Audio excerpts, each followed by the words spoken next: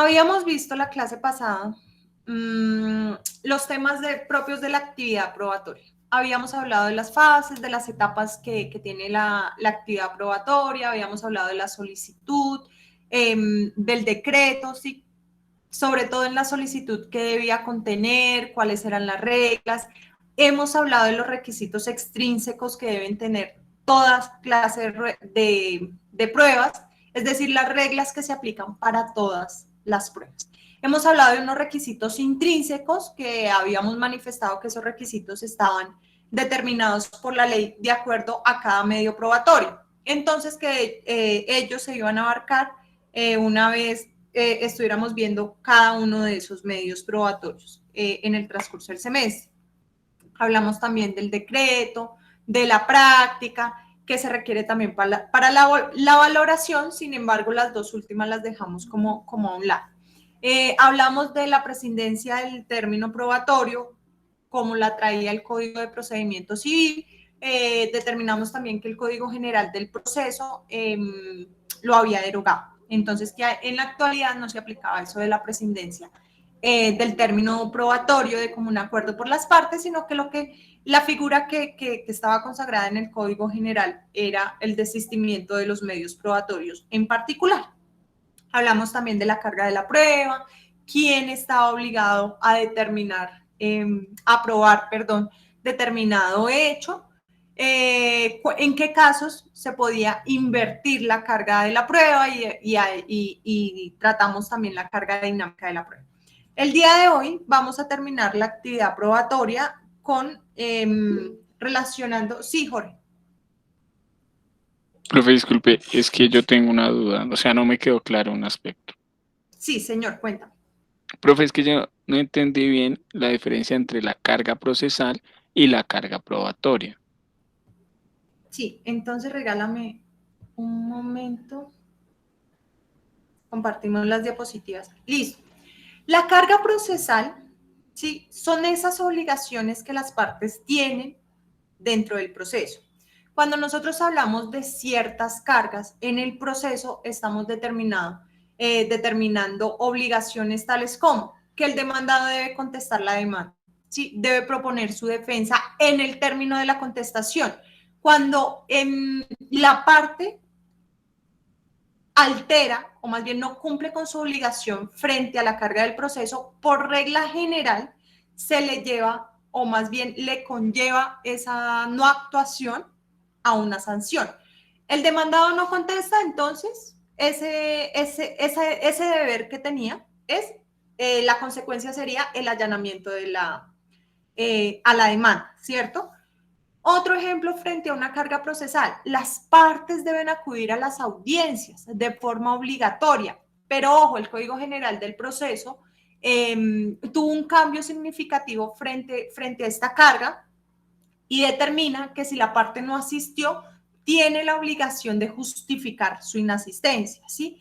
Por regla general, vuelvo y reitero, la carga procesal conlleva una sanción, ¿sí? En este caso de no asistir o no justificar su inasistencia, la sanción sería incluso hasta el juez le puede imponer multas correspondientes a salarios mínimos por la no asistencia o, la no justificación de su inasistencia, ¿sí? Entonces, cuando nosotros hablamos de cargas procesales, son con respecto a esas obligaciones que las partes tienen dentro del proceso. Profe, ¿dónde encontramos las obligaciones? Están a lo largo de la norma procesal, ¿sí? Hay algunos aspectos o algunas cargas que no las tienen los estatutos especiales, ¿sí? Hablando del Código Procesal del Trabajo, del Código Contencioso del Código Administrativo y de lo contencioso administrativo, ¿sí? La Ley 1437, hablando del Código de Procedimiento Penal, pueden tener unas cargas específicas, pero por regla general, el Código General del Proceso en materia penal sí casi no se aplica casi de forma exclusiva el Código de Procedimiento Penal, pero en las otras ramas del derecho, más bien en los otros procesos judiciales, si aplican estas cargas, código general, a menos que la norma especial imponga una carga especial para la parte. Pero cuando nosotros hablamos de cargas procesales, por lo general el incumplimiento lleva una sanción, a diferencia de la carga de la prueba. ¿Qué implicación tiene que una parte no solicite o no pruebe determinado hecho? ¿Cuál sería la implicación directa de esa falta ante la carga de la prueba? ¿Se da por no aceptado ese hecho? Al revés, está aceptando el hecho, ¿sí? Si es el demandado quien no aportó una prueba para desvirtuar un hecho, pues se está allanando al hecho, se está aceptando. Más dentro del proceso no tendría ningún tipo de sanción, ¿sí? Entonces yo simplemente no pruebo un hecho, no pruebo determinado hecho, sencillamente consecuencia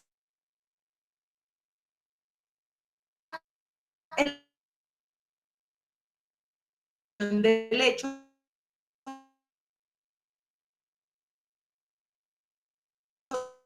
de la contraparte. Sí, le está dejando es como el camino fácil a la contraparte para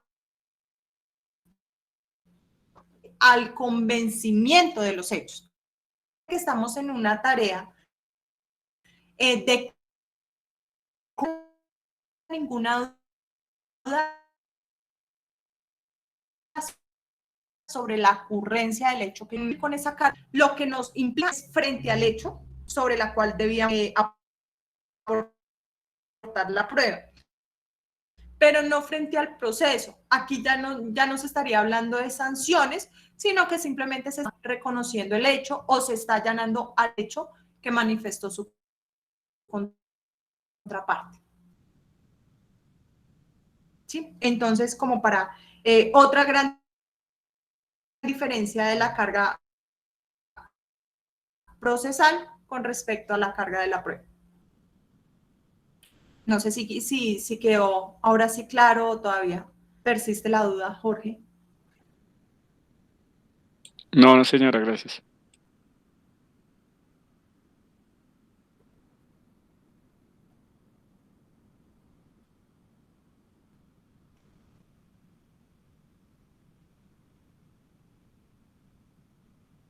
Bueno, supongo yo que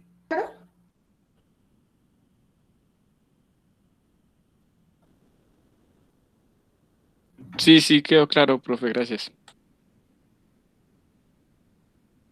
¿Pero qué pasa?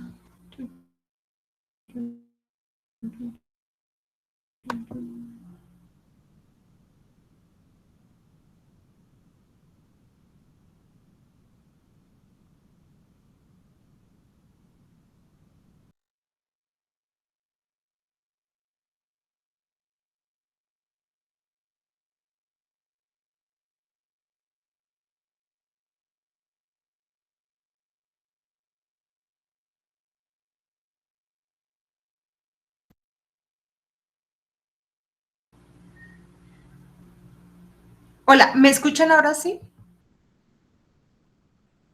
Sí, profe, ya. Sí, señora. Sí, no sé qué había pasado, me quedé como congelada, creo, es que yo no sé, estoy teniendo es como inconvenientes con la plataforma, se me queda bloqueada la videollamada y me quedo como perdida. Entonces, estábamos acá con la presentación. No sé si me alcanzaron a escuchar lo que decía frente a la diferencia, o más bien frente a la pregunta que me hacía Jorge de la carga procesal y la carga de la prueba.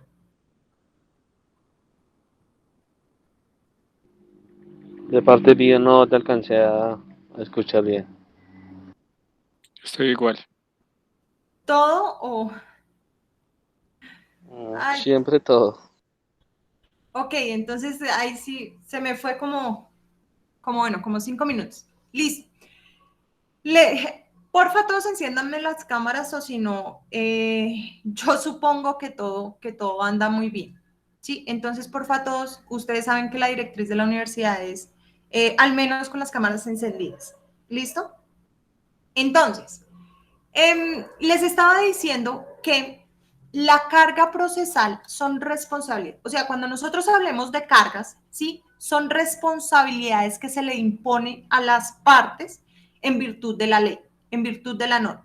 Entonces, cuando nosotros hablamos de una carga del proceso, es esa responsabilidad que tiene una parte con respecto al proceso.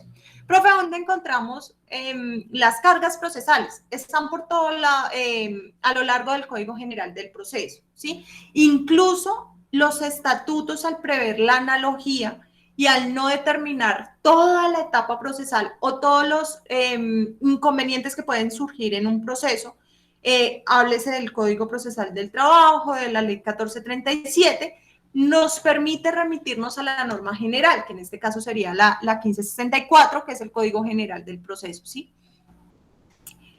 Profe, un ejemplo, porque yo sigo sin entender a qué hace referencia eso de la carga procesal. Una carga procesal, un ejemplo para el demandado es contestar la demanda, ¿cierto? Cuando nosotros hablamos de cargas procesales, por regla general es una responsabilidad que se le impone a una de las partes y el no cumplimiento de esa responsabilidad genera una sanción, casi que por regla general, ¿sí? ¿Cuál sería la consecuencia de no contestar la demanda? Por ahí Jorge la decía en clases anteriores.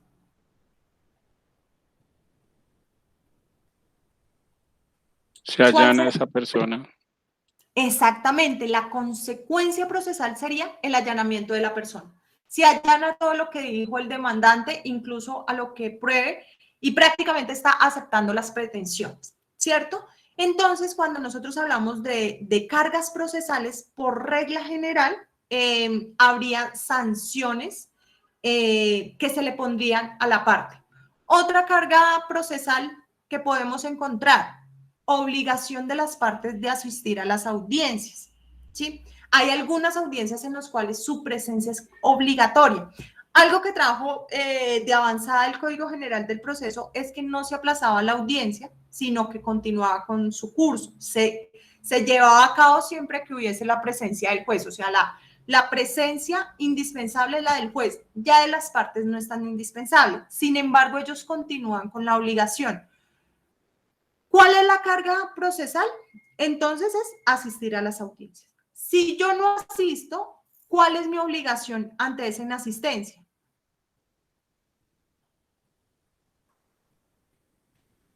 Justificar la inasistencia. La justificación.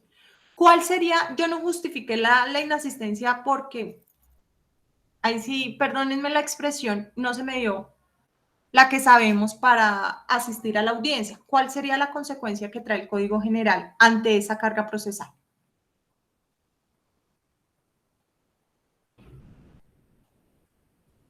Imposición de multa.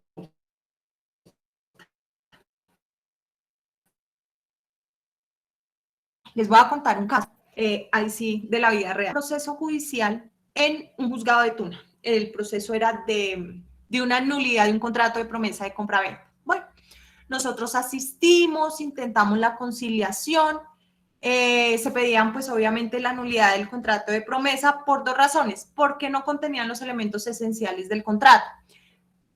Para validez del contrato de promesa de compraventa se requiere fecha para suscribir la escritura y fijación de la notaría donde se va a realizar la escritura. No estaban esas dos. Entonces, demandaron a el vendedor, el prometiente vendedor demanda al prometiente comprador. Mi cliente fue el demandado. Entonces, nosotros presentamos la demanda y adicional a ello, que fue como el factor más significativo, es que el demandado alegaba, bueno, nosotros alegábamos una construcción, una mejora que se había realizado en el lote. Entonces nosotros dijimos, sí, aceptamos la nulidad, sí, aceptamos que el contrato tiene vicio de nulidad insalvable por cuanto no consta los elementos esenciales del contrato.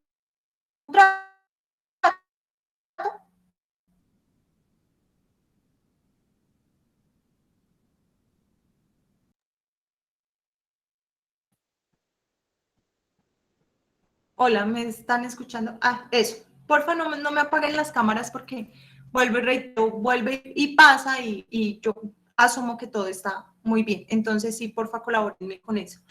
Entonces, nosotros,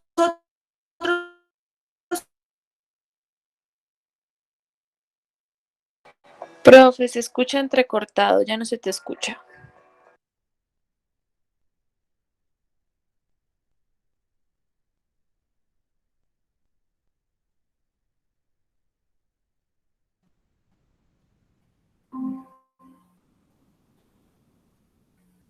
hola, no sé qué. Sí, efectivamente me quedé un momento sin internet. ¿Ahora sí me escuchan? Ya, profe. Sí, es que no sé qué interferencia tiene el Sí, sí, computador creo. hoy, porque no me había pasado y esta mañana sí con los chicos de individual también me sucedió, no sé qué era. Entonces, ¿qué pasó con el proceso? Nosotros nos allanamos a la pretensión principal, que era la declaratoria de la nulidad. De hecho, le dijimos a la juez, no se puede subsanar, por favor, declare la nulidad del contrato y vuelva las cosas a su estado precontractual. ¿Cuál era la diferencia? Que lo que le habían entregado a mi cliente era un lote y él había hecho una mejora en madera. Ay, pero es que esa mejora, o sea, eso decían de todo. Es que esa mejora parece un basurero, esa mejora que, bueno, pero como yo le manifestaba a la juez, de todas formas es una mejora y es una inversión y las cosas ya no están en su estado precontractual. Ellos solicitaban incluso, me pareció muy interesante, ellos solicitaban arriendos, el uso y goce, los frutos del inmueble por uso y goce del mismo. Entonces, la juez nos cita audiencia, nosotros vamos a audiencia, el demandante era una persona de la tercera edad supremamente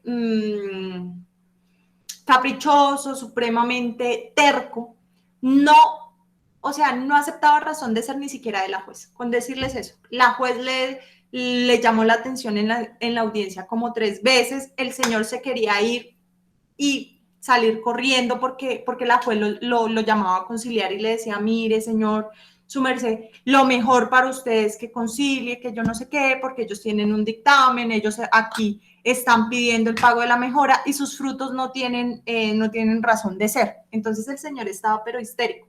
El señor no quería conciliar de ninguna forma, se le ofrecieron alternativas de pago y la solución era suscribir un nuevo contrato de promesa de compraventa y el señor no y no. Bueno, se declara fracasada la audiencia de conciliación, nos citan audiencia de instrucción y juzgamiento donde se iban a practicar las pruebas. Nosotros asistimos y la contraparte, ni abogados ni demandante aparecieron por ahí. Bueno, practicamos pruebas, se llevó al perito, el perito rindió el informe, determinó que las mejoras, o sea, por mal que estuvieran por el Estado y todo, valían 12 millones. Entonces la juez nos declara a nosotros a favor la sentencia, condenando al demandante en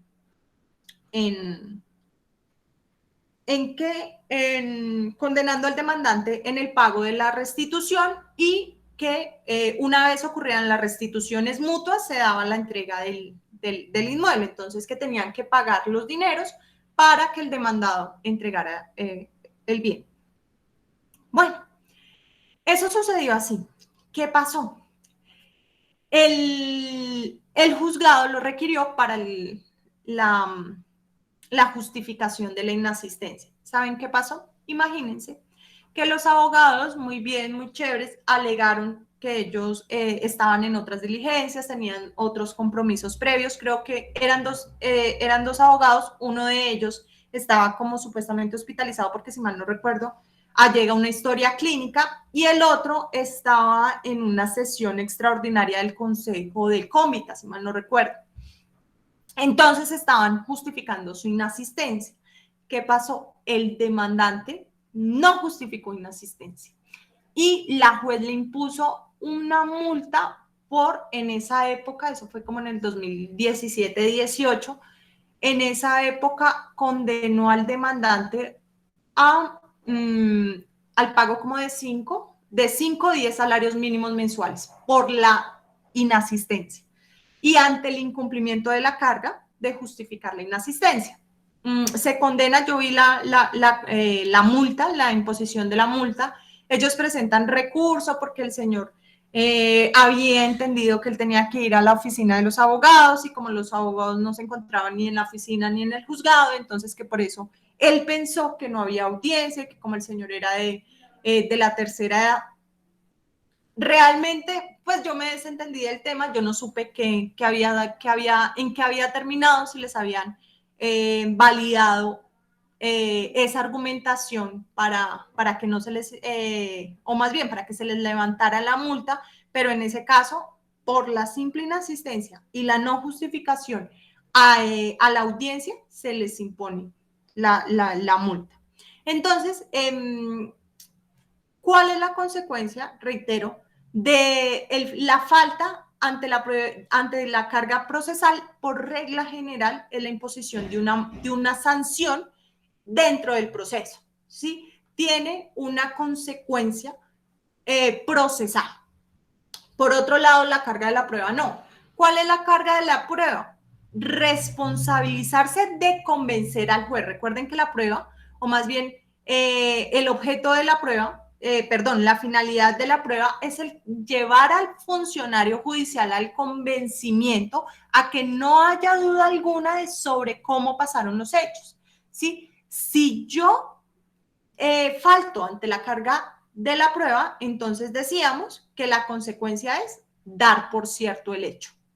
Dar por cierto el hecho porque sencillamente yo no demostré, yo no convencí al juez que ese determinado hecho había ocurrido según mi alegación o mi manifestación. Entonces, no podemos hablar de una sanción, sino del reconocimiento del hecho, cómo lo está manifestando y tal vez cómo lo probó mi contraparte, ¿cierto? Entonces, cuando nosotros hablamos de cargas procesales, es la responsabilidad que tiene una parte frente al proceso y que su incumplimiento por regla general implica una sanción. Carga de la prueba, entonces, es la responsabilidad que tiene una parte para demostrar y convencer al funcionario judicial de que un determinado hecho sucedió de cierta forma. Y si no cumple con esa carga, muy probablemente le esté dando la razón a la contraparte frente al hecho. Sí, ojo, aquí es frente al hecho que yo tenía la obligación de probar, no frente al proceso. ¿Sí? ¿Por qué? Si acuérdense que tenemos unos debates frente a unos hechos, ¿sí? Y el debate depende de cuál sea la postura frente al hecho de las partes, ¿sí? Si la parte manifiesta que hubo contrato de trabajo, la parte demandante, y el demandado manifiesta si es que hubo contrato de trabajo, pues ahí no hay ningún tipo de litigio, de controversia, y por lo tanto, pues la actividad probatoria no se va a centrar si existe o no existe contrato de trabajo. ¿Por qué? Porque ambas partes la aceptan. Entonces, pues ahí no habría carga. La carga está frente al hecho debatido, ¿sí? Frente al hecho donde tenemos controversia. Y de ahí es que nosotros tenemos la carga de probar cómo es que sucedió ese hecho, según lo alega el demandante o según lo estoy manifestando yo como demandado. Entonces, la carga va a consistir en esa obligación de probar o de convencer al juez que el hecho sucedió de una u otra manera. ¿Listo? Ahora sí, un poquito más claro. Sí, señora, gracias. Listo. Uy, menos mal. Yo dije, otra vez me volvió a pasar y, mejor dicho, no terminamos de carga. No pasamos de este tema. Entonces, el día de hoy vamos a terminar esta actividad probatoria con unos aspectos propios de la práctica de prueba. ¿Listo? Entonces, cuando nosotros hablamos de práctica de pruebas, vamos a admitir las siguientes situaciones, ¿sí? La primera es que se pueda presentar o se puede hablar de una práctica de pruebas incluso sin intervención del juez. ¿Sí? ¡Ay, profe, eso se puede dar? Pues miremos a ver qué dice la norma. Según el artículo 190 del Código General del Proceso, pueden allegarse pruebas al proceso que sean de común acuerdo, así se hayan presentado, sin intervención del juez. Por favor, alguien que me regale la lectura del Código General del Proceso. Artículo 190.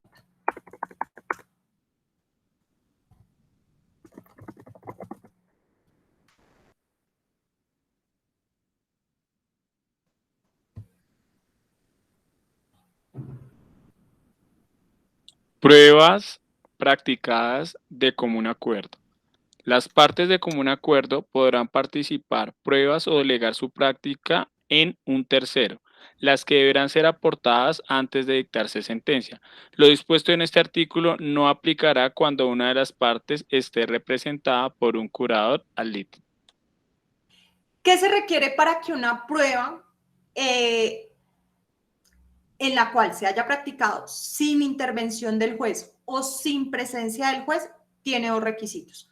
La primera es que sea aportada al proceso de común acuerdo, es decir, que ambas partes estén de acuerdo con incorporar esa prueba al proceso. Y la segunda es la oportunidad. ¿Hasta cuándo máximo se pueden aportar esta clase de pruebas?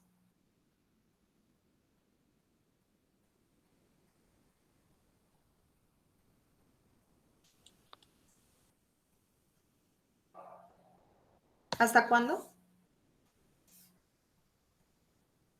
En la segunda audiencia, Antes de dictar sentencia. Así, o sea, la interpretación que se le debe dar a esa parte del artículo es, no importa que ya se hayan practicado las pruebas, si el juez no ha emitido la sentencia, puede incluso aportarse pruebas de común acuerdo. ¿Sí? Vuelvo y reitero, ahí sí el principal requisito es que esa prueba se aporte de común acuerdo. De allí su limitación. No pueden haber pruebas de común acuerdo si una de las partes es representada por curador ad litem. ¿Por qué creen que está esa restricción? ¿por qué no habría común acuerdo? Porque no hay una de las partes. Porque una de las partes está ausente dentro del proceso, ¿cierto? Recuerden que el nombramiento del curador ad litem es porque una parte fue renuente a asistir al proceso, a hacerse parte dentro del proceso. Entonces, ¿cómo vamos a valorar las pruebas de común acuerdo? Las pruebas donde incluso en su práctica pueden que no haya intervenido el juez. Revisemos el artículo 173 a ver qué nos dice. Inciso tercero, porfa.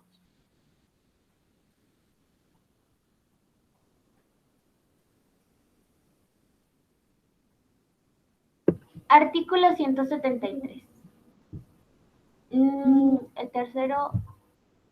Las pruebas practicadas por comisionado de común acuerdo por las partes y los informes o documentos solicitados a otras entidades públicas o privadas que lleguen antes de dictar sentencia serán tenidas en cuenta para la decisión previo al cumplimiento de los requisitos legales para su práctica y contradicción. Entonces, ¿qué nos dice ese inciso tercero? Nos dice, van a tenerse en cuenta incluso las partes, incluso las pruebas que se aporten de común acuerdo por las partes. ¿Cuáles entonces son los requisitos para aportar las pruebas de común acuerdo?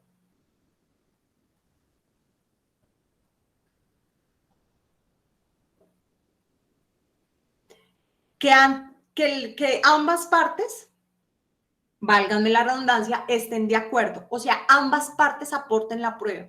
Y segundo, que no se haya dictado sentencia. Esos son los requisitos del artículo 190 y el artículo 173 nos dice que efectivamente van a tenerse en cuenta esas pruebas así, repito, así no haya habido intervención del juez. Un ejemplo, una declaración extrajudicial, ¿sí? Donde se toma la declaración en la notaría. Pero para yo aportar esa declaración a último tiempo, ya después de haberse practicado todas las pruebas dentro del proceso, porque ya pasó la práctica, necesito incorporarla de común acuerdo, o sea, que mi contraparte esté de acuerdo para que sea tenida en cuenta esta declaración extrajuicio y aportarla antes de que el juez nos dicte sentencia. ¿Listo?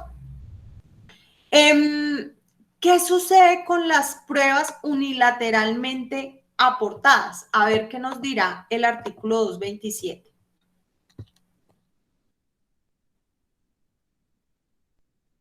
¿Qué nos dice ese artículo 227?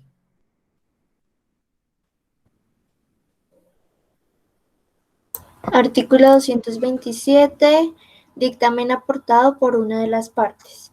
La parte que pretenda valerse de un dictamen pericial deberá aportarlo en la respectiva oportunidad para pedir pruebas.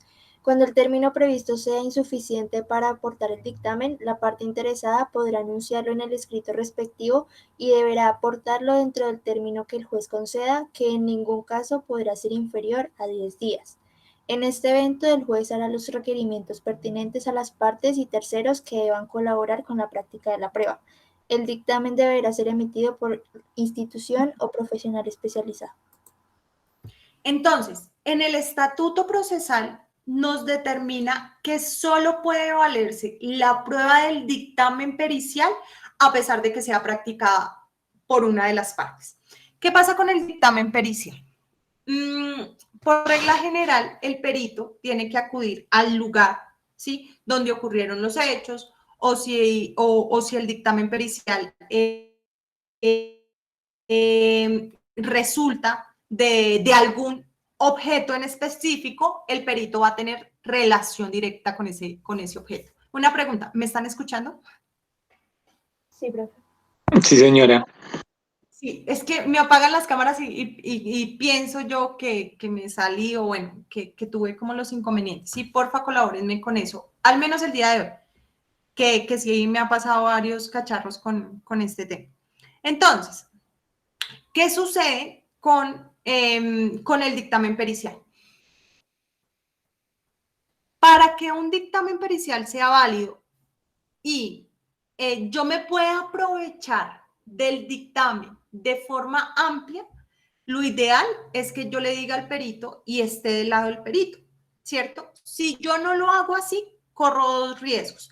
El primero, que el juez considere que no sea necesario el dictamen pericial, que con las pruebas aportadas al proceso, los documentos, los testigos, ¿sí?, sea más que suficiente. Eso yo no requiero que alguien vaya al predio y me determine cuáles son los linderos o cuál es el avalúo. No, yo no requiero de eso, ¿sí? Y por lo tanto no se decrete un dictamen pericial dentro del proceso. O segundo, que el dictamen pericial vaya en mi contra. Entonces, para yo evitarme eso, yo puedo, y me lo permite el artículo 227, yo puedo aportar un dictamen pericial al proceso. Yo como parte, ¿sí?, independientemente de la actividad oficiosa que tenga el juez dentro del proceso. Entonces, ¿qué me exige el artículo 227? Apórtelo ¿cuándo? En la presentación de la demanda.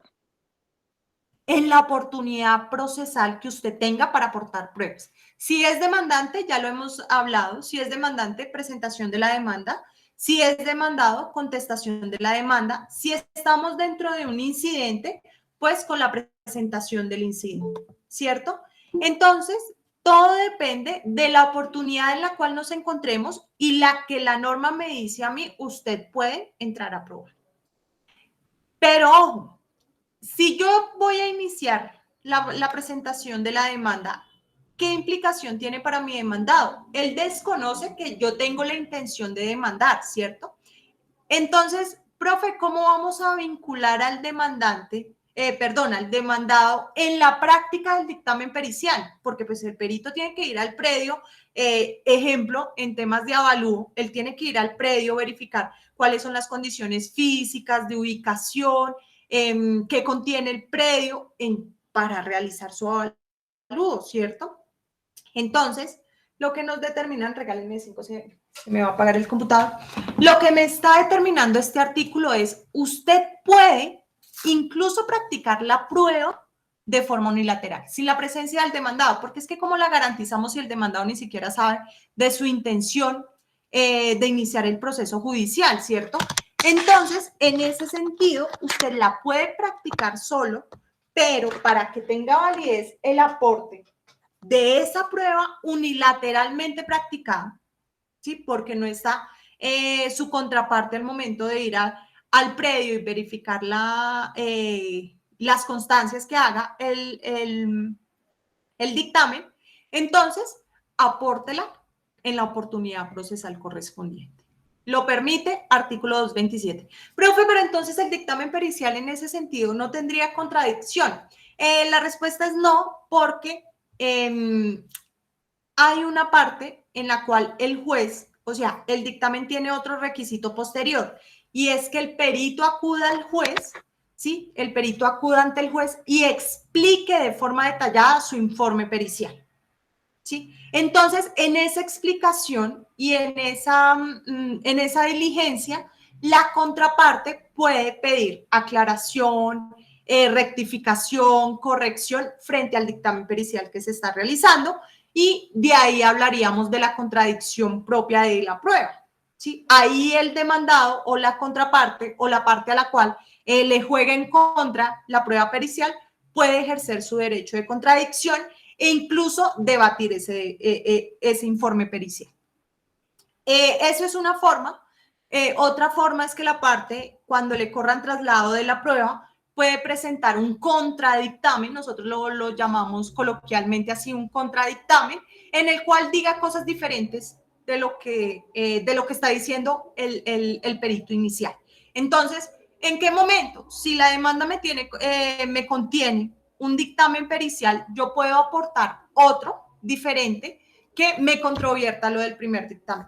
En este proceso que les contaba anteriormente, de la nulidad del contrato de promesa de compraventa, ellos habían presentado un dictamen, y el dictamen, bueno, decía que mire cómo se está utilizando el inmueble, mire lo que ellos han hecho con mi lote, mire que yo no sé qué. Bueno, nosotros en nuestra contestación, de hecho, nos acogimos al término que dice el 227, que si en la oportunidad procesal no es suficiente, se puede solicitar al juez una prórroga para al menos aportar solo la prueba.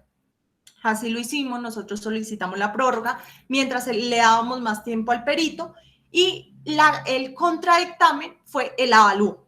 Entonces nosotros llegamos al proceso con, oiga, mire señor, pues el contradictamen, aquí nosotros decimos que las mejoras valen tanto. Por fortuna, el juzgado corrió traslado del dictamen que nosotros presentamos, los abogados no se pronunciaron al respecto, y al momento de la diligencia judicial, como no llevaron su dictamen, su perito para que rindiera el informe de forma oral, no se tuvo en cuenta el dictamen presentado con la demanda, y por el contrario, nosotros sí, muy juiciosos, llevamos nuestro perito a audiencia, él rindió un informe, determinó cómo se había hecho, bueno, todos los requisitos que dice el Código General del Proceso para la prueba pericial, que la vamos a ver obviamente más adelante. Válido completamente la demostración del avalúo. Entonces, también ahí sí como otro puntico ahí, hay que obedecer y hay que cumplir con cada uno de los requisitos que trae cada una de las pruebas, ¿sí? Entonces, para que no les vaya a pasar lo de la hoja. Otra situación que se puede ver cuando hablemos de cuando hablemos de práctica de la prueba, es la supresión o disminución de la práctica, ¿sí? ¿Qué es lo que pasa? Cuando se suprime el término, o más bien esa práctica de pruebas. Se supone que en todo proceso debe haber oportunidad procesal, o más bien debe haber una etapa de práctica de pruebas. Sin embargo, hay dos casos en los cuales se puede presentar que el juez vaya a decidir el caso sin practicar pruebas. ¿Cuáles son esos dos? Acá me quedó al revés la aparición de de estos dos casos. En primer lugar, vamos a ver la supresión de la práctica de pruebas cuando el juez deba emitir una sentencia anticipada. Profe, ¿cuándo emite un juez una sentencia anticipada? Pues miremos, ¿cierto? Artículo 278 del Código General del Proceso.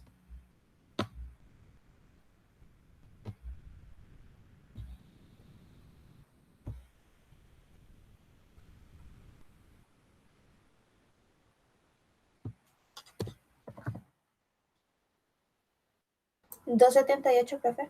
Sí. Artículo 278, clases de providencias. Las providencias del juez pueden ser autos o sentencias. Son sentencias las que deciden sobre las pretensiones de la demanda, las excepciones de mérito, cualquiera que fuere la instancia en que se pronuncien, las que deciden el incidente de liquidación de perjuicios y las que resuelven los recursos de casación y revisión. Son autos todas las demás providencias. En cualquier estado del proceso, el juez deberá dictar sentencia anticipada, total o parcial, en los siguientes eventos. Primero, cuando las partes o sus apoderados de común acuerdo lo soliciten, sea por iniciativa propia o por sugerencia del juez. Segundo, cuando no hubiere pruebas por practicar. Y tercero, cuando se encuentre probada la cosa juzgada, la transacción, la caducidad, la prescripción extintiva y la carencia de legitimación en la causa. Entonces, nos dice el artículo 278. El juez va a dictar sentencia anticipada. ¿Qué significa? Que ni siquiera es necesario llamar a las partes a practicar pruebas. ¿Por qué? O bien porque solicitaron al señor juez, falle con lo que tiene. Ojo, no es que va a fallar las pretensiones sin mirar las pruebas, no. Le estamos diciendo al juez, señor juez, tome lo que hasta el momento hay en el proceso y falle. ¿Cómo se va a dar? Entonces, de común acuerdo, ¿sí? Y acá esto es una facultad, esto no es una facultad, sino es una obligación que el juez dicte sentencia anticipada en cualquiera de estos tres eventos. Entonces, el primero nos dice el 278, porque las partes lo solicitan de común acuerdo. Ojo, yo no sé si de pronto ustedes recuerden lo que yo les decía frente al común acuerdo en la terminación de los contratos de trabajo. Si bien es cierto, una de las partes puede tomar la iniciativa de solicitar al juez se dicte sentencia anticipada, porque los testigos no van a decir otra cosa que lo que aparece en los documentos, un ejemplo. Entonces, ¿yo qué voy a hacer? Puede haber iniciativa de una de las partes, ¿sí? Pero se necesita la aceptación de la otra, ¿sí? ¿Por qué? Porque el caso es específico, la causal es taxativa, porque las partes o sus apoderados lo solicitan de común acuerdo. Puede haber iniciativa. ¿En qué consiste la iniciativa? Señor juez, yo, parte demandante, solicito se falle en sentencia anticipada. ¿Por qué? Porque es que una demora para que nos fijen fecha, para que se practiquen los testimonios, solicitar la presencia de los testigos para decir lo mismo que está en las documentales o probar los mismos hechos, entonces sabe que, señor juez, falle anticipadamente. El juez ante esa solicitud debe correr traslado a la contraparte a ver si él lo acepta y logramos el común acuerdo. Se puede dar o bien por iniciativa de las partes o bien por sugerencia del juez. Señor juez, dice, ¿qué me van a decir los testigos o sobre qué me van a probar? Ah, sobre el hecho tercero y quinto. Aquí ya los tengo probados. Ustedes deberían solicitar sentencia anticipada porque ya las pruebas ya no tienen ningún tipo de utilidad porque los hechos que se pretendían demostrar con esos testigos ya están demostrados con las documentales. Entonces, sobra, ¿sí? También lo puede hacer por iniciativa propia del juez. Sin embargo, debe haber como un acuerdo entre las partes. ¿Están ahí o nuevamente me perdí? Aquí estamos. Ok. Sí. Entonces, en segundo lugar, no hay pruebas que practicar. Esto por lo general se da más que todo cuando son, o bueno, los he visto estas sentencias anticipadas, sobre todo cuando se demanda el reconocimiento de una pensión en la cual la documental es la prueba reina, por así decirlo, ¿sí? ¿Qué se requiere para acceder a la pensión? Cumplimiento de edad, cumplimiento de semanas. ¿Cómo se prueba la edad? Registro civil de nacimiento, fotocopia de la cédula de ciudadanía, exhibición del documento de identidad. ¿Sí? Ahí nos dice fecha de nacimiento, así que más que suficiente. No necesitamos que nos lleve, ahí sí, perdónenme la expresión y lo que voy a decir, por favor, pero es para ilustrarnos un poco. No necesitamos desenterrar a la mamá para que nos diga cuándo fue que le nació el hijo, ¿cierto? Entonces, para que un testigo, para que vaya el esposo a decir, no, es que nosotros le celebramos todos los años el 3 de septiembre a mi mujer, porque ese es el cumpleaños. ¿Para qué? O sea, si la conducencia de la prueba del nacimiento es con el registro civil, ¿sí? Entonces, ¿cuál es el otro requisito? El cumplimiento de semanas. Vámonos para la historia laboral, cuántas semanas nos reporta la persona que está solicitando la pensión. Entonces, ¿qué pruebas nos quedan por practicar? Ninguna, ¿cierto? Porque todo está dentro del proceso. Así que cuando no hay lugar a practicar ningún tipo de pruebas, ¿sí? El juez debe dictar de igual forma sentencia anticipada. Por otro lado, está cuando dentro del proceso se haya aprobado cosa juzgada, transacción, caducidad, prescripción extintiva y carencia de legitimidad en la causa. ¿Por qué creen que se debe fallar en sentencia anticipada cuando se alcancen a aprobar cualquiera de estas 5 circunstancias? ¿Cuál creen que es la razón lógica para dictar sentencia anticipada? Porque ya no tiene sentido el fallo. O sea, en una transacción las partes ya arreglaron, o si la prescripción es extintiva, pues ya no hay un derecho civil, etcétera, ¿no? Pero, ¿cómo se proponen estas excepciones? ¿De qué forma? Bueno, puede ser de mérito que una de las partes en la prescripción, o cuando hacen un contrato de transacción, supongo yo, que enviarles ese contrato al despacho, ¿no? ¿Qué fin tiene la excepción de mérito? O bueno, a mí me lo enseñaron así, yo no sé sus profesores de procesal cómo les explicaron. ¿Qué finalidad tiene la excepción de mérito? Atacar el proceso. ¿Y cuál es la diferencia con la excepción previa? Esas son como unas nulidades que uno hace. Es que hay algo raro por las secciones mixtas, entonces a veces uno no sabe cómo interpretarlas. Pero, pero bueno, no son como de fondo, son las primeras son como algunas nulidades. Ok, mira, las excepciones de mérito o de fondo son aquellas que buscan, o bueno, a mí me lo enseñaron así lo aprendí y así lo he manejado. Excepción de mérito de fondo son las que atacan pretensiones, excepciones previas son las que atacan proceso. ¿Sí? Por favor, chicos, no me apaguen la cámara que de verdad me da como angustia. ¿Qué es lo que pasa? Volvemos, como bien lo dijo Jorge, profe, si hay cosas juzgadas significa que ya hubo un fallo, que ya se habló del tema y ya se resolvió y que la cosa juzgada no permite volver a discutir sobre lo que ya se habló. ¿Sí? Uno es un desgaste, está reiniciando procesos por lo ya resuelto. ¿Sí? Y 2, pues no tiene sentido porque ya hay un fallo, ya hay una sentencia, ya hay una conciliación, sí, por lo menos conciliación, transacción, prestan mérito ejecutivo y hacen tránsito a cosa juzgada, o sea, son cosa juzgada. Si nosotros hablamos de transacción, hablamos de cosa juzgada. Entonces, para mí es lo mismo.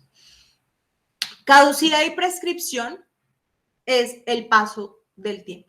La prescripción es una excepción mixta porque se puede proponer tanto como excepción de mérito como excepción previa, ¿sí? Y carencia de legitimación en la causa es que usted ni siquiera, consígase el poder y vuelve, usted ni siquiera tiene aquí velas en este entierro, ¿sí? Entonces, ahí sí, el agente oficioso, a mí por lo menos el agente oficioso me lo enseñaron, perdónenme la expresión, pero esta sí no es mía, esta es de mi profesor de teoría del negocio jurídico. Él decía, el agente oficioso es el amor, ¿sí? Entonces,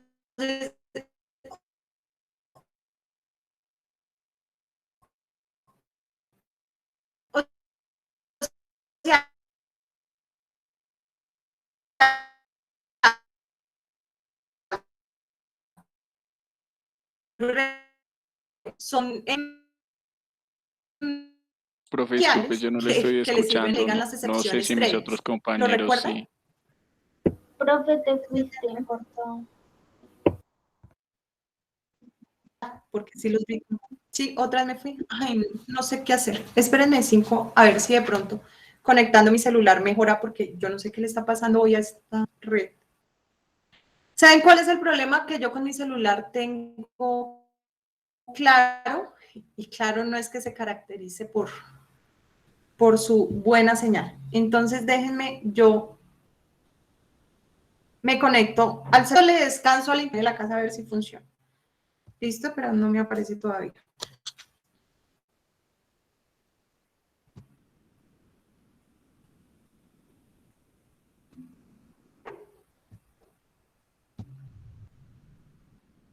Ah, aquí está.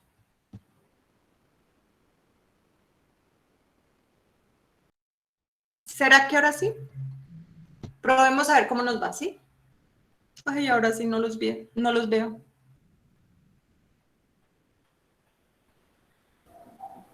Pues ahí te escuchas, profe. Sí, bueno, probemos a ver un momentico a ver cómo nos funciona esto. Entonces, decíamos, si no, ¿cómo se prueban, perdón, cómo se proponen las excepciones previas? Ahí sí vamos a evaluar procesal. ¿Cómo se proponen las excepciones previas?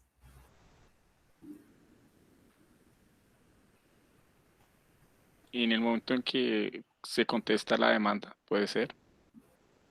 No. Las excepciones previas tienen un trámite especial. Espérenme, me acuerdo del artículo y lo leemos. ¿Listo? Ay, se me hace más fácil, señor Google. Es el 101, profe. Eso, gracias. 101. ¿Cómo se proponen las excepciones previas?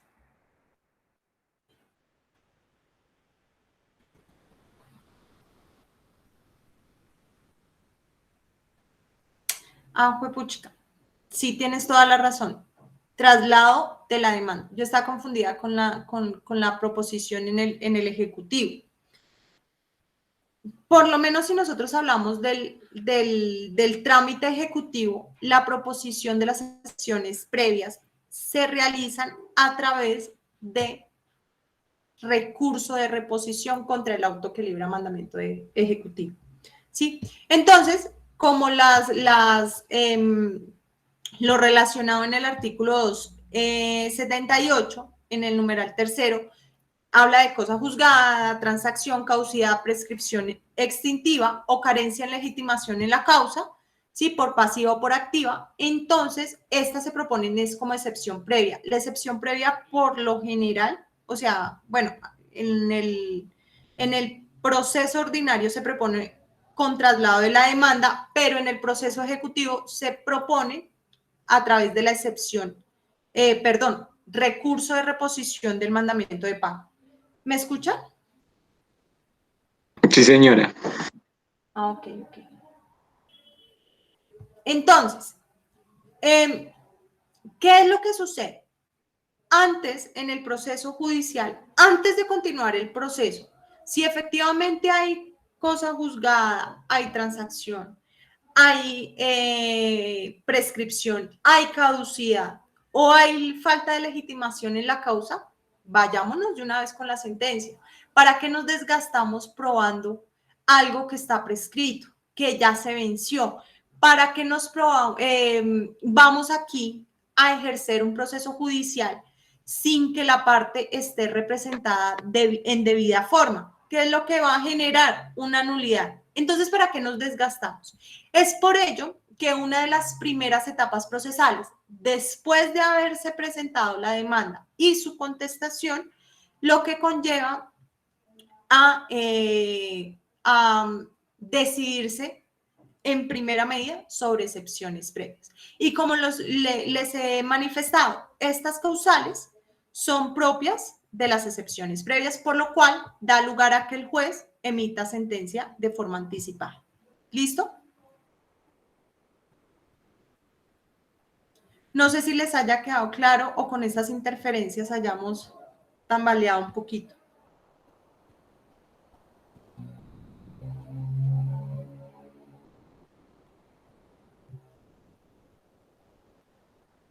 ¿Me escuchan? Sí, profe. Bueno, voy a desactivar mi cámara a ver si de pronto eso nos ayuda, ¿listo? A veces también la cámara activada nos genera interferencia. Entonces, ¿cuál es la otra opción? O más bien, la otra situación que suprime la práctica de pruebas es la contenida en el artículo, bueno, es la prevista en la sentencia de plano. ¿Cuándo el juez puede fallar de plano? Sobre todo cuando no hay lugar a fallar porque el demandado no se nos opuso, ¿sí?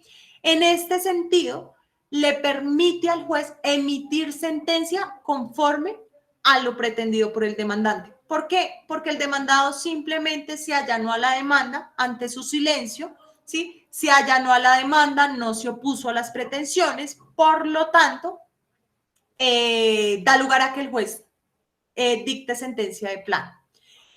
Profe, ¿es en todos los procesos? La respuesta es no. En algunos procesos se permite que el juez emita sentencia de plano.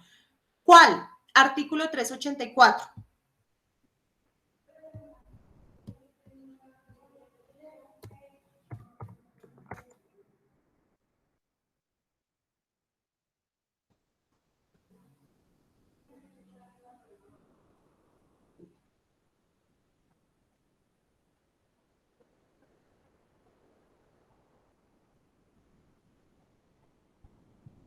Restitución de inmueble arrendado. Sí. Entonces, cuando el arrendador demande para que el arrendatario le restituya el inmueble arrendado, se aplicarán las siguientes reglas. Primero, demanda. A la demanda deberá acompañarse con prueba documental del contrato de arrendamiento suscrito por el arrendatario o la confesión de este hecha en interrogatorio de la parte extraprocesal o prueba testimonial si quiera sumare. ¿Sigo hasta que termine el artículo, profe? Espérame porque no estoy viendo la parte. No, mentiras, perdón. Artículo 386. Ahí sí, perdónenme, excúsenme, me confundí de artículo. Artículo 386, numeral cuarto. Se dictará sentencia de plano acogiendo las pretensiones de la demanda en los siguientes casos. A. Eso. Cuando el demandado no se oponga a las pretensiones en el término legal sin perjuicio del primero previsto en el numeral 3. B. Si practicada la prueba genética de su resultado es favorable al demandante y la parte demandada no solicita la práctica de un nuevo dictamen oportunamente y en la forma previsto en este artículo. Ahí ya dice como 5. Bueno, ¿sigo ahí? ¿No hay problema? Sí, porfa, sí. Listo. Numeral 5. En el proceso de investigación de la paternidad podrán decretarse alimentos provisionales desde la admisión de la demanda siempre que el juez encuentre que la demanda tiene un fundamento razonable o desde el momento en que se presente un dictamen de inclusión de la paternidad. Asimismo, podrá suspenderlos desde que exista fundamento razonable de exclusión de la paternidad. 6. No, déjamelo hasta ahí. Sí. ¿Qué es lo que pasa? Entonces ahí nos dice el 386, nos dice, en este proceso, ¿sí? En este proceso, el juez puede fallar con sentencia de plano cuando el demandado no se nos opuso. O 2, la prueba por excelencia de la paternidad es la prueba de ADN. ¿Qué requiere la prueba de ADN? Que tenga una compatibilidad del 99.99% entre el demandante y el demandado, ¿sí? Entonces, ante eso, pues ya no hay lugar, o sea, a mí de nada me sirve que vayan testigos a decir es que esa mujer estaba para esa época con 5 hombres, si ya la prueba de ADN me determinó que efectivamente es el papá, ¿sí? Entonces, en ese sentido, pues, ¿para qué nos vamos a desgastar practicando unas pruebas donde se va a demostrar la paternidad de este menor. En ese caso, se puede por parte del juez dictar sentencia de plano y suprimirse el término o la etapa procesal de práctica de pruebas. Otro caso, artículo 440, inciso segundo.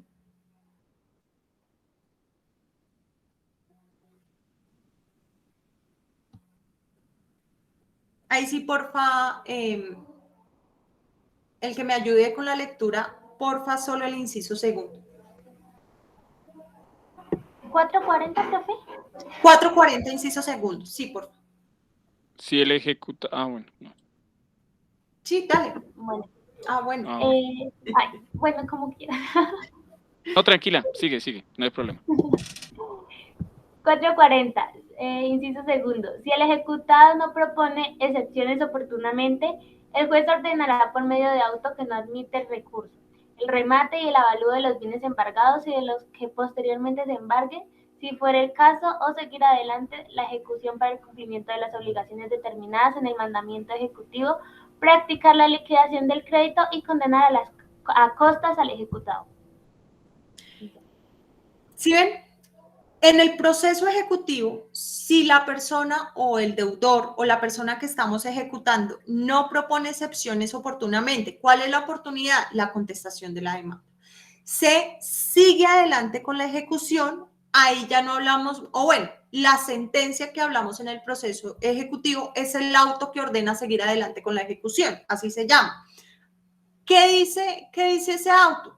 Sígase ejecutando lo que se libró en mandamiento ejecutivo, en mandamiento de pago. Y ante la ejecución, o más bien ante la orden de que pague, que viene inmersa en el mandamiento de pago, el deudor o la persona ejecutada o el obligado no se pronunció al respecto, está aceptando la obligación. Y como ello, entonces, por favor, pague y ordena seguir adelante el proceso ejecutivo. Incluso se puede hasta llegar a etapa de remate de los bienes embargados y secuestrados y bueno, con tal de hacer cumplir la obligación perseguida. Otra circunstancia que se puede presentar en la práctica de pruebas es que se pueda practicar en días y horas inhábiles. ¿Cuál es la regla general? Que todas las etapas del proceso judicial se lleven y se adelanten pues en la jornada laboral del juez, por así decirlo, ¿sí? ¿Qué es lo que pasa? El artículo 172 del Código General del Proceso prevé dos circunstancias en las cuales incluso el juez puede fijar para la práctica de pruebas una fecha y una hora inhábil. Por favor, regálenme la lectura del 172.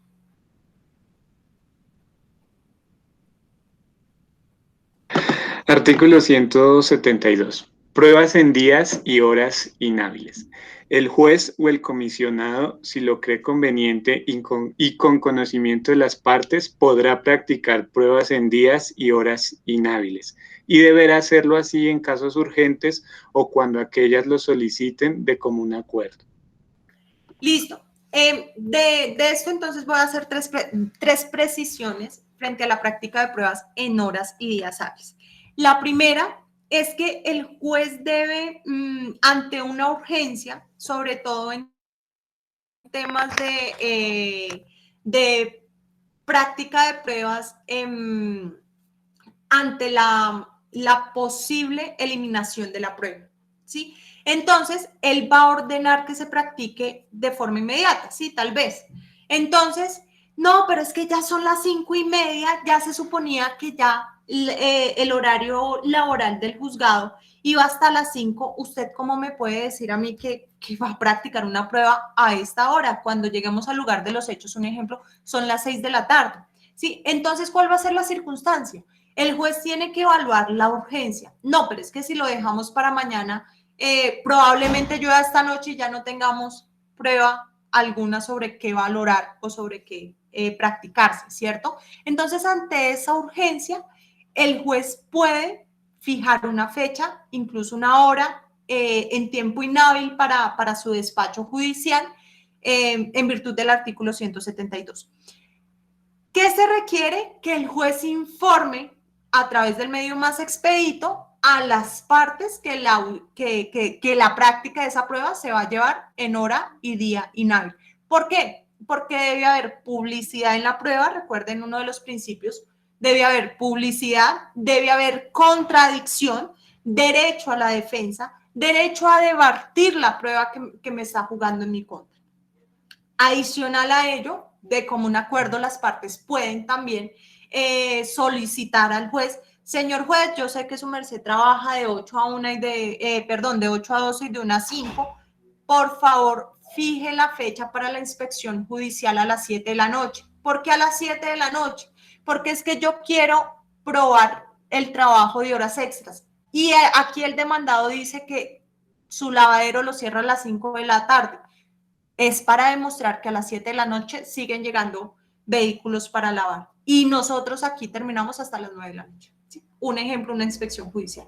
Segundo, es que lo que pasa es que el aire contaminado y estamos pidiendo, qué sé yo, una reparación o tal vez una acción popular por contaminación en el ambiente. Entonces, la hora donde más se ve el tráfico de partículas tóxicas es en la noche. Entonces, señor juez, por favor, decrete la prueba ahí sí, a las 7, 8, 9 de la noche. Yo sé que esa hora es inhábil para el despacho, pero ante la necesidad, por favor, decrete y practíquela, ¿no? Casos, urgencia y común acuerdo. Hay algunos jueces exegéticos en el tema de sus horarios laborales. Entonces, ¿qué sucedía? Era ya muy extremo, pero se podía dar o pasaba. Imagínense que el juez estaba en pleno debate probatorio y por el hecho de que eran las 12 del mediodía, suspendía audiencia y fijaba para otro día. Recuerden que otro de los principios que vimos fue la concentración de las pruebas, ¿sí? Que en lo posible el juez practique en una sola oportunidad las pruebas, ¿sí? Que no se corte. Estamos a mitad de interrogatorio, estamos a mitad de la declaración de un tercero y va a cortar la prueba solamente porque ya son las 12 del día o porque son las 5 de la tarde y finaliza la jornada laboral del juez. Entonces, es apenas lógico que el juez no vaya a excusarse con el paso de una hora determinada para cortar el testimonio, porque se supone que el testimonio debe ser natural. Esa interrupción implica varias cosas dentro del testimonio, que de alguna forma se corrija lo que él estaba narrando, que diga: no, usted casi la embarra, menos mal suspendieron porque usted iba a decir algo que no podía decir dentro del proceso, así que venga, usted tiene que decir esto, ¿sí? Entonces, esa interrupción o esa suspensión incluso contrariaba alguno de los principios propios del derecho probatorio. Por fortuna, ya no pueden excusarse, vuelvo y reitero, no eran todos los jueces, eran muy pocos, afortunadamente, que hacían eso, pero el 172 ya prevé incluso la práctica para que se fije incluso en días y horas inhábiles para el juzgado. Iba a continuar con el tema de clases de pruebas, pero yo creo que es bueno que dejemos el tema hasta aquí. Chicos, estando todos, ahora sí, pregunta del millón. ¿Alguien va a asistir el día lunes 6 de septiembre de 7 a 9 a la universidad? De mi parte no, doctora. Gracias, Eduardo.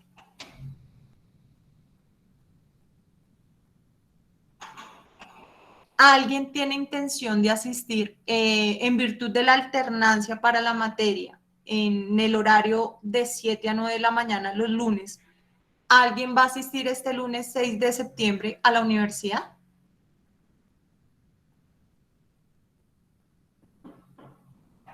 No, profe. Gracias. Vale, Juliana, gracias. De mi parte tampoco. Muchas gracias, Jorge. Sí, yo quiero saber, porque precisamente me están informando en la facultad que al menos si uno asiste, pues yo tengo la obligación de asistir. Obviamente es entendible y yo estoy en toda la obligación de asistir, pero entonces no sé qué vaya a pasar el lunes si tenga que hacer la clase virtual desde la universidad o la tengo que hacer virtual con trabajo en casa. Entonces, soy consciente que así sea uno de ustedes quiera asistir presencial, le debemos garantizar la presencialidad. Y yo estoy también para ello, para garantizarles a ustedes la forma de acudir a la universidad. Por eso pregunto, ¿al menos hay alguno de ustedes que vaya a ir a la universidad el día lunes de 7 a 9?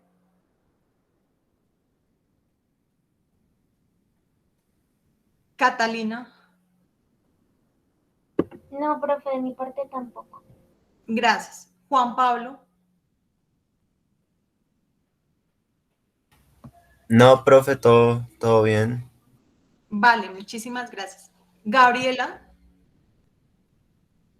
No, señora, por lo que te comenté la vez pasada, profe. Listo, perfecto, no hay ningún Sí, problema. señora. Gracias. Mónica. No, profe, no, señora. Ok, listo. Vale, muchísimas gracias, chicos. Entonces, el día lunes nos veremos por este medio con el enlace normal. Yo no sé todavía, o sea, vuelvo y reitero, no sé si la clase yo la hago desde la universidad o desde el trabajo en casa. Ahí sí ya estoy pues a disposición de la universidad. Entonces, cualquier cosa, nos vemos el lunes. ¿Listo? Profe, una pregunta antes de que se Sí, vaya. señor. Sí, cuenta. Profe, al fin lo de la Getty, que con ese tema. Ay, lo de la Getty se me olvidó. Ay, perdónenme. Se los comento el día lunes, ¿listo?